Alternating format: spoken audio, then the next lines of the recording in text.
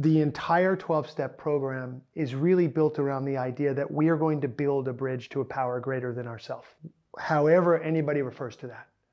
Can you speak about the ways, as you see it, in yogic practice and the tradition of Sattva Yoga and yoga in general, how we can access and build power? I mean that in the best sense of that word.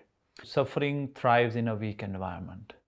The law of nature is whichever entity has a stronger energetic environment, that entity will prevail. So when we speak about these in certain localities or certain groups, they talk about being possessed.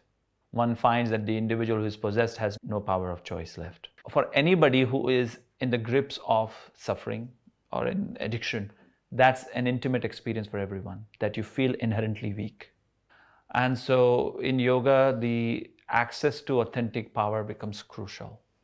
And it has to be cultivated both in the localized structure, while simultaneously also tuning their localized structure to the cosmic intelligence.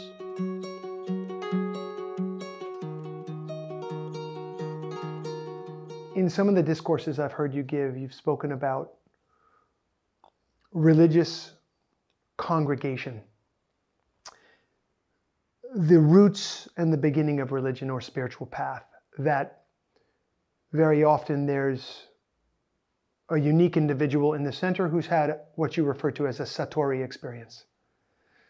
Very powerful, and that person becomes extremely magnetic for a group of people to come and gather around that person and the teachings which come out of that satori experience. It's interesting, and I wanted to mention to you that modern day recovery began with just exactly such an experience, where one of the co-founders of Alcoholics Anonymous, Bill Wilson, found himself in the hospital for the third time, and he was being treated for extreme alcoholism. He knew when he left the hospital he would drink again, because he always had. And the doctors had understood his case and they had deemed it to be hopeless. They would treat him, get him back physically on his feet, and then they would release him again, as they had before. Bill Wilson tells the story of one night. The way he describes it, a white light suddenly filled his room. He lost track of time. All he remembers is a sensation of unbelievable warmth, peace came over him. When the experience ended and the white light subsided, he was left in that sense of peace. And there had been a download that came to him. And the download was, if I can somehow share my experience with alcohol, the struggles that I've had, we refer to it as, if I could share my experience, my strength, and my hope with another alcoholic, it's possible the other alcoholic will become sober, but it's definitely for sure that I will. And this was the thread of this was the seed of modern day recovery. That one person with a problem speaking to another person with the same problem could be enough to generate the power necessary to propel a person forward out of alcoholism.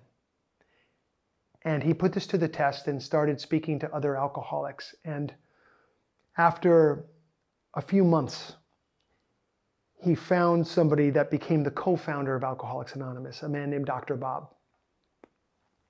Bill Wilson, who became known as Bill W., and Dr. Bob became the founding members of Alcoholics Anonymous on June the 10th, 1935, when Dr. Bob had had his last drink. And that's when they marked the beginning of Alcoholics Anonymous, that two people had succeeded. And in fact, they stayed sober till the end of their lives. And then they began to write and expand upon the 12 steps, and then that got put out into the world. So that's the creation story of modern day recovery. All of these different programs, Narcotics Anonymous, Cocaine Anonymous, Al-Anon, Family Anonymous, many, many more, they have all adopted the 12-step approach to recovery, and it all came out of this one experience. I was wondering if you could reflect on some of those ideas from the yogic perspective. You see, in yoga, when we are looking at the scriptural history, there are Vedas are categorized as Shruti, as distinct from Smriti, Itihasa, Purana, Agamas. Shruti means as revealed, or as heard, or as cognized, not as put together by thought. Yes, not reached through thinking, analysis, but rather a download of knowledge that occurred through alignment. So this understanding of a certain download of genius through mind of God, if you would call it, or through the field of Veda, right? From the yogic perspective, knowledge, the boundless knowledge, is structured in the infinite field of consciousness. What we know, what we call ideas, insights, theories, are that boundless knowledge expressed within certain boundary, right? So that's an idea, a flash of, or that's insight that in this case the gentleman had, the founder. And so a lot of time people have access to that through proper preparation, through proper alignment, through proper practice. And sometimes the download that happens can happen in some cases through immense suffering, where the person reaches that point where there is nothing else left, and then they can open themselves up in that deepest state of apathy. A light can shine. And when that insight, this download occurs, it's an event. It's not something you can get to by thinking. So you know that something has profoundly shifted in you, something has occurred in you, and there is an incredible power in that. And invariably in people around throughout history who have had such experience of insight, of downloading this, kind of a clear message from the infinite field, it changes them and generates an energy. When the person has certain sincerity with it, when he or she without delay takes inspired action, then always a powerful movement gets started, and it always will impact a lot of people. Whether you look at the teachings of Buddha, or you look at any of these experiences that have happened, it's always so. So we realize that that's why in Vedas the highest seat is given to Saraswati. She becomes the goddess of wisdom. And so what does Saraswati's job is? She converts this boundless knowledge to knowledge contained, that can be contained within this apparatus, knowledge we can receive. For knowledge to be received, it has to have a context, it has to have a boundary within it. In this case, this boundary knowledge being, if I share this, my experience, and connect with another human being, healing can happen.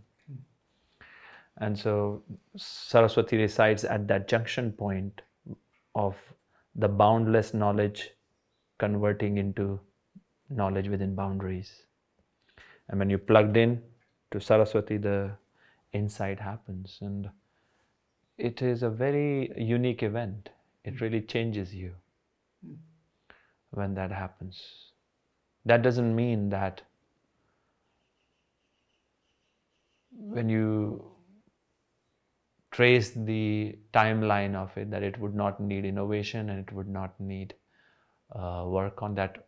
Always becomes the need after, when you take that knowledge and stretch it in space-time continuum, because with time is change, and so the need of the hour starts to alter. And so that is an important thing to realize, because we have Vedas as Shrutis, but then we have Smritis, and then there is Agamas, Puranas, Itihasas, Tantras. Innovations. Exactly. To support and to fulfill the need of the hour, right? That's why our tradition is so huge. It's not just not one insight. One insight is very powerful, but we are talking about boundless field of knowledge. The boundless field of knowledge is capable of delivering many different insights at different phases of our soul journey, which will serve us along the way. If we remain stuck to that one insight and make the whole life about that, then there can be conflict. That is an important distinction. One of the interesting characteristics of this particular congregation that formed around this particular insight, this initial insight, is that the leaders or the founders decided that there would be no leaders, because the seed idea was simply one person who had the suffering of an alcoholic or addict of any kind would just be sharing their own experience with the other person. It was quite different from many paths where there's a teacher or a master or a leader of some kind.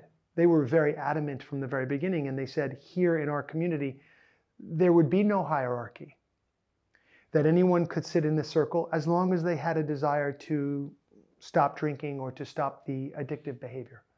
So it's a very interesting setup that there was no leader.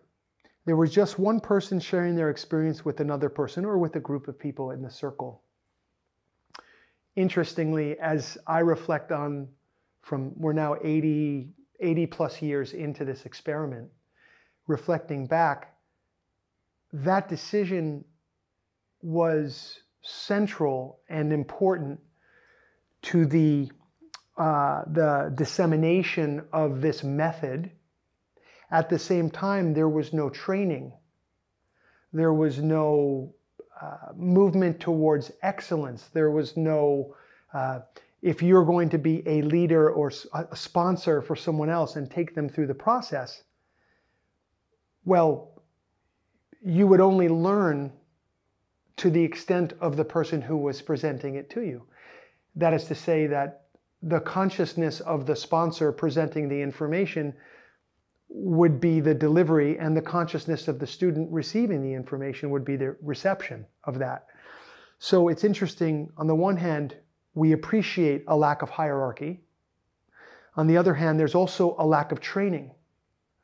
So a lineage within this global community of people moving into recovery, lineages are formed around different ideas and different individuals who simply worked with a lot of people, but never placed themselves above those people. So often I've reflected upon the need for an improvement in some of the ways that we pass information on, and a review of some of the ideas that were very relevant in 1935 and perhaps need to be innovated upon or updated now. We cannot look at expressed knowledge as absolute, right? If we start looking at an expressed knowledge as the absolute, then that knowledge is fragile. It becomes opposition to progress, which has happened in many religious traditions also. In the knowledge expressed is being expressed within a certain location in space-time through a particular apparatus to a particular audience, and it is to fulfill the needs of the hour of that time. The unexpressed knowledge is relevant throughout the time, but the expressed knowledge is limited by the time, by the space, by the tools of that expression, the individuals involved.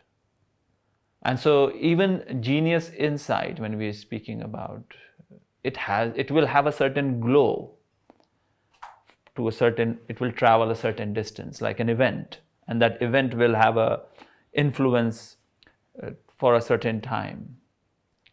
But then it will start to fade. And if we want that event to continue, then we have to add new fuel.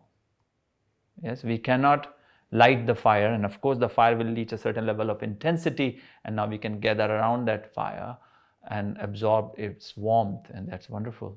But slowly it will start to fade, and you can be standing around it, but there is only embers left, and slowly nothing is left, but we are all standing around it, so we are still benefiting because we are standing around together, so there is some heat is being shared. But the fire is not being enlivened again, and that is very, very important. That is not that you are throwing away, you are making the knowledge relevant for these times, fulfilling the need of the hour, drawing on that same mind of God, drawing on that same insights, but refining them for these times. For that has to happen in every stream of knowledge, whether it is to do with healing, whether it has to do with technology, whether it is to do with what we mean by politics and economy and all of that. It has to happen. And when we are speaking about leadership, the true leadership is one of harmony, one of companionship. A true leader who will be effective in any circle is one who does not place himself above. Right? That is the only effective leader. And a leader who places himself or herself above, his or her efficacy becomes very limited. So he or she can have followers, but might find the ability to influence total change very limited. People would ultimately not go the whole way with such a leader. So leadership and a sense of equal community can coexist. They are not exclusive to each other. So you can have circles, communities where there is certain leadership roles, certain roles, and yet with proper understanding of having a deep sense of non-hierarchical community, a sense of unity, a sense of love and connection amongst all, while simultaneously having certain guiding individuals who are steering the group in a certain direction.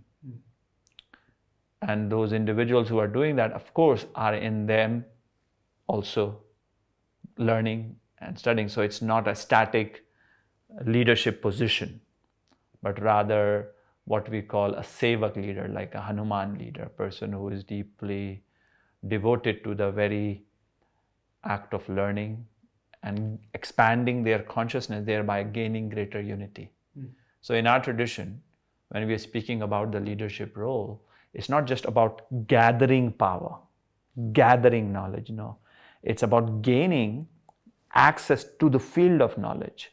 When you're gaining access to the field of knowledge, then invariably, if that's truly happening, then it will be accompanied by a sense of opening of your heart, a sense of deeper inclusivity.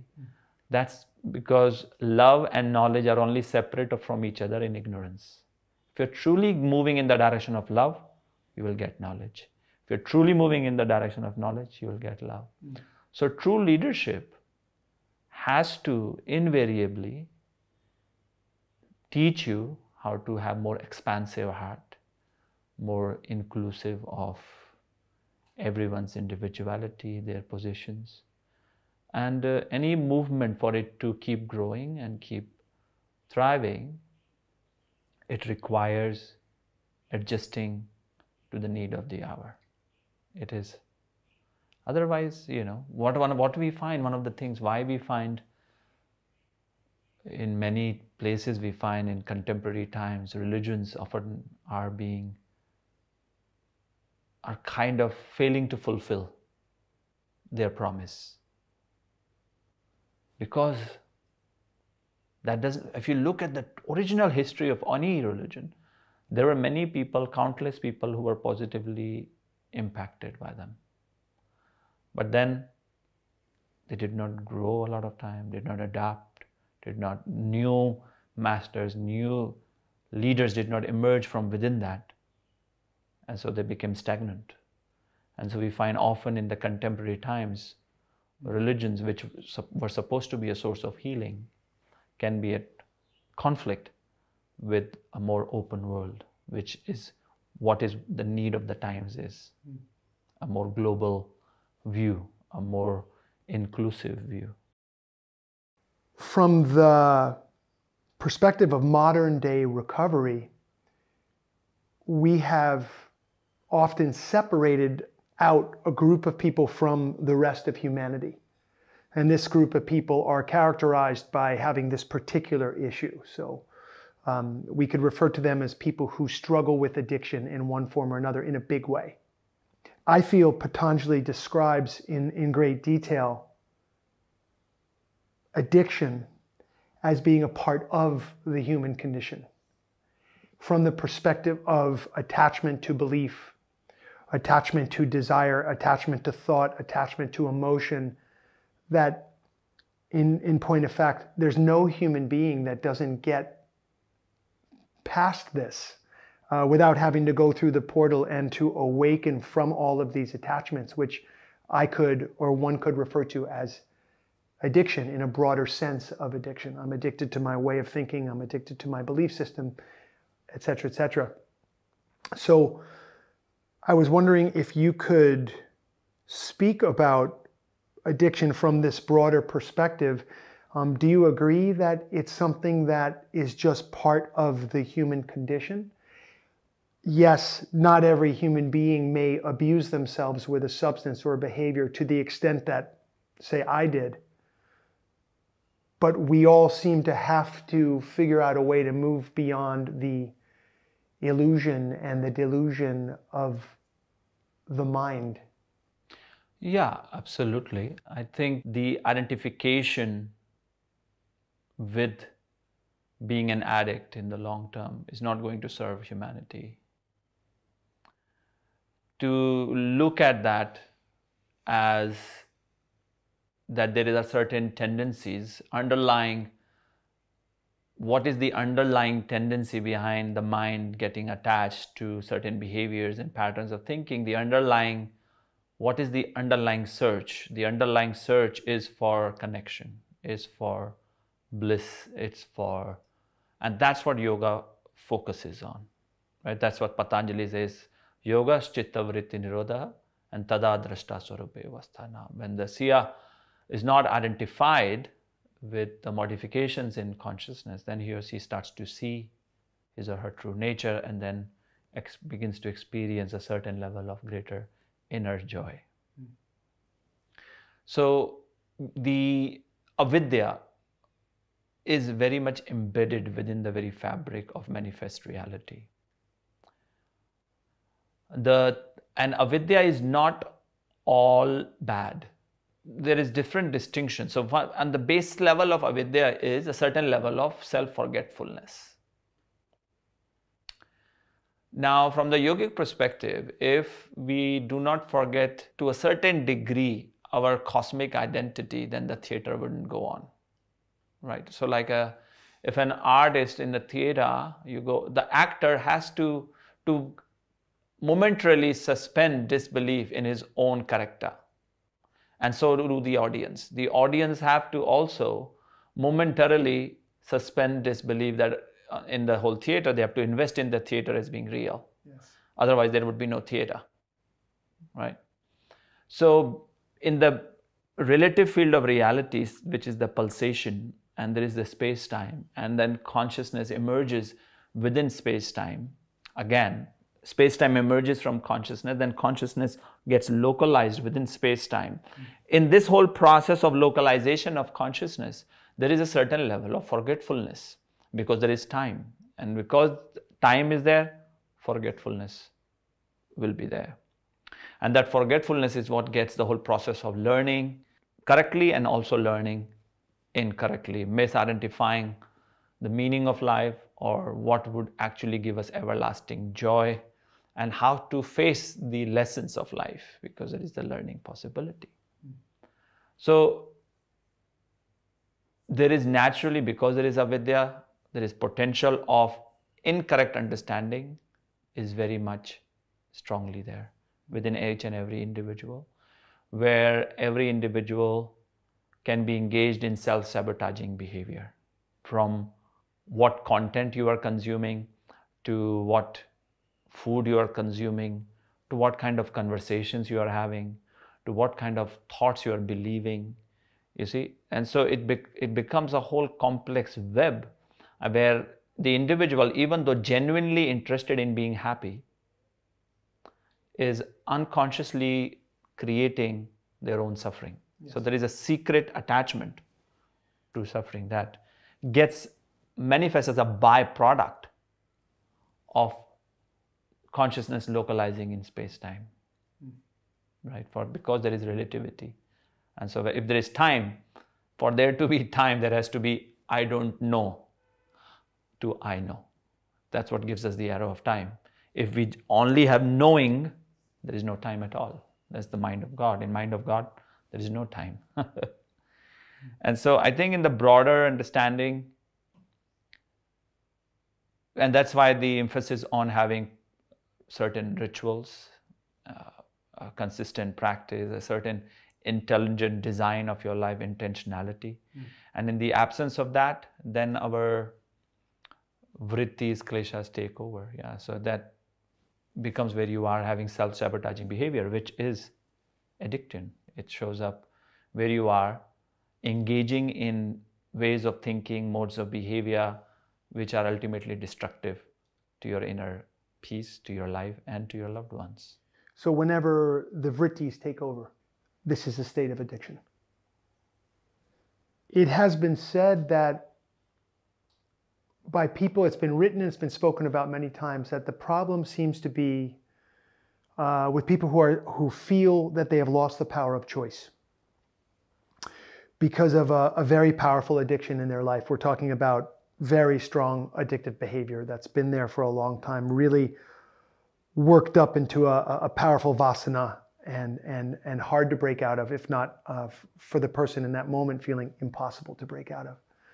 It's been said that the problem is lack of power. So the entire 12-step program is really built around the idea that we are going to build a bridge to a power greater than ourselves. However anybody refers to that. Can you speak about the ways, as you see it, in yogic practice and the tradition of Sattva Yoga and yoga in general, how we can access and build power? I mean that in the best sense of that word. It is very much true. Suffering thrives in a weak environment. The law of nature is whichever entity has a stronger energetic environment, that entity will prevail. And if that stronger energetic environment is in the substance that one is addicted to, then that entity becomes like a demon which dominates your life. So when we speak about these in certain localities or certain groups or clusters of people, they talk about being possessed by an entity, which you describe. When one is possessed by the entity, one finds that the individual who is possessed has no power of choice left.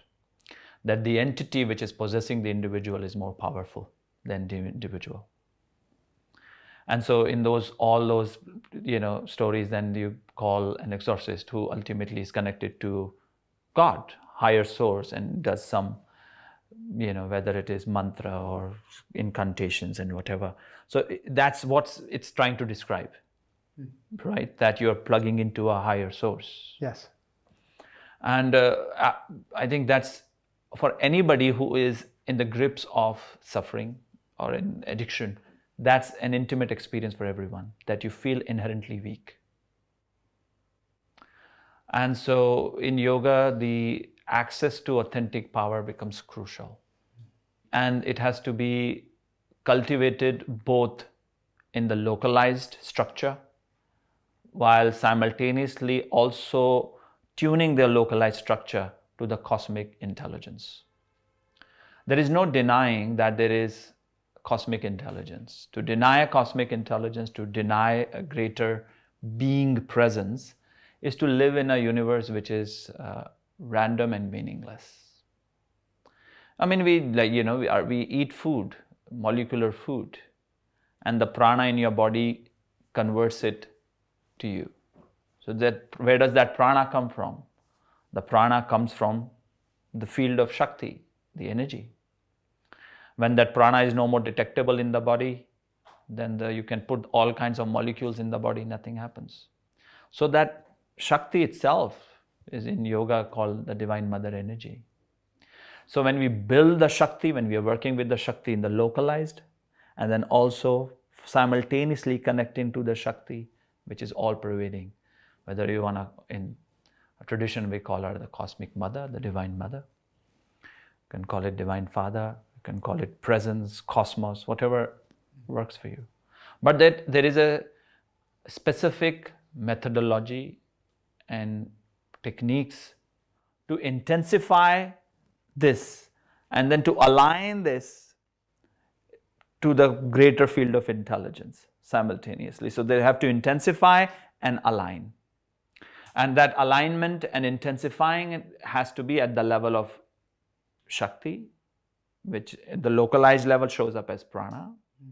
It has to happen refinement and correction at the level of manas, that is the mind. It has to happen at the level of Annamaya Kosha, which is the physical structure. It has to happen at the level of Jnanamaya Kosha, your worldview, your universe view. You have to really fundamentally explore that. And then it has to happen at the level of Anandamaya Kosha, your baseline experience. And when we can have a consistent culture for this, then you begin to find that slowly this staying power starts to emerge in you. And that staying power gives rise to deserving power. Right? And so whether we are working with the navel strength, whether we are working with the heart strength, whether we are working with the third eye, all these are distinct levels of strength. Ichha Shakti, the power to will. Jnana Shakti, the power to know the right. And Kriya Shakti, the power to act in the evolutionary manner. So these are the three base expressions of power, of Shakti. Ichha, the right will. Jnana, the knowledge. And Kriya, the ability to now act in that manner. Right? And these are all pulsations of that baseline Shakti. So when the Shakti pulsates, first it shows up as Ichha, then Jnana, and then Kriya, or Jnana, Ichha, and Kriya. So when we are speaking about even Kundalini, that's what Kundalini is. Kundalini is your infinite power. Not power over someone else, but a power which is your own infinite potential. When we remain disconnected from that power, we inherently feel weak and we design our own suffering because we live in a state of self-hatred. We cannot respect ourselves. And if we cannot respect ourselves, then we will engage in actions, modes of thinking, modes of behavior, which are ultimately self-destructive.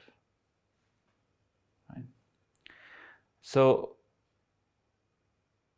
the yogic system is very much designed to really culture that infinite power that resides within each and every one of us, to have a proper culture, proper training with technology, with also correction of the intellect, through consistent lifestyle based on these principles, one finds a natural staying power, natural power arises, which is not in competition with anybody, which is not power over anybody.